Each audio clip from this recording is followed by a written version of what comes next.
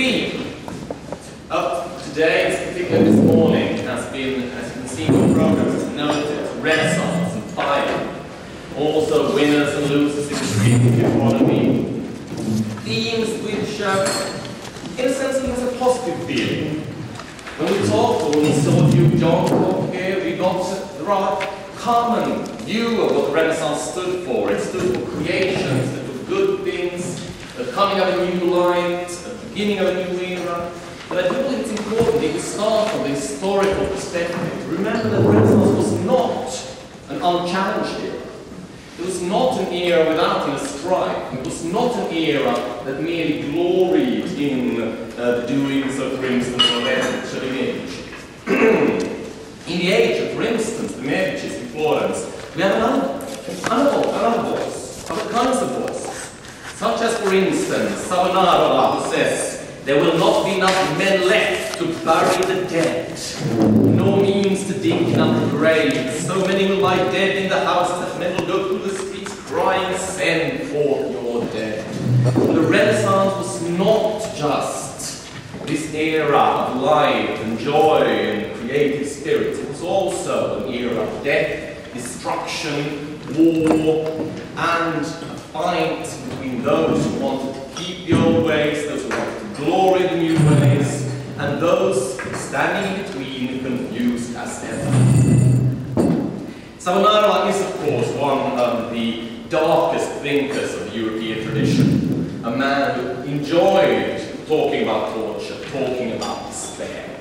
But I do believe it's important to highlight that when we start talking about creativity, when we start talking about the creative eras, we cannot get stuck merely in this ode to joy mode, in this notion that we're always already talking about something good, something beautiful, and something simple.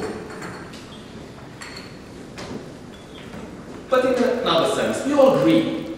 Everyone in the world agrees creativity is important. It's very, very difficult to find a single person who would state anything else.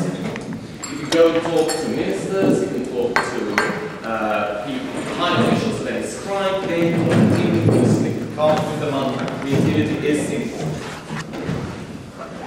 And we know that the power to create is explosive and dynamic. We know these things. We are aware that cultural workers do powerful things in society. We are aware that innovation is important. We are aware that all these forces exist, and the management of these, the organization of these, and also the glorification of these are important things in our society. But if we want to have a discussion, true discussion, rather than merely the blanket agreement that creativity, Renaissance, and fire are good things, we need to explore other alternative perspectives. If we go to my field, management and organization, the greatest herald of creativity was the Austrian economist Joseph Schumpeter. A man with an almost limitless ego who basically states that the innovator, the entrepreneur, the creator enacts creative destruction, and this is the one true thing that creates dynamism in the economy. Without creative destruction, this term, creativity, there will be no economy, because there will be no dynamics. It will always be a question of a stale and slowly decaying system without the creators. But I'm always, even when I lecture to my Management 101 students, trying to point out that the key word here might not be the notion of creativity, but the notion of destruction. The notion that the innovator, the person who comes in and does something new, always destroys something that was there before. This destruction is not something we can shy away from, nor something that we ignore does not exist, particularly if we want to understand creativity, rather than just glorify it. We know that creativity leads to innovation, and we know that innovation leads to value and growth. These are truisms on the level of almost single natural law that exists in the economy. We know that creativity leads to value and growth. And this is, of course, also why creativity has become such a huge debate and such a huge discussion in society at the moment. But, and this is the question I wanted to provoke with today, is this booming interest in creativity sustainable? How should we deal with the notion of creativity so it doesn't become yet another fad, yet another fashion, yet another recasting of re-engineering, total creativity management, or whatever kind of buzzword the management gurus want to hoist upon us today? How can we have a creative debate about creativity? A debate which would encompass the themes of destruction, encompass the themes of problems, and see creativity as something more than merely shiny, happy people. And the most provoking question of all, is creativity really all this important? Because reading political pamphlets, reading statements of our great corporation, listening to our political and civic leaders, we are told we need infrastructure for creativity.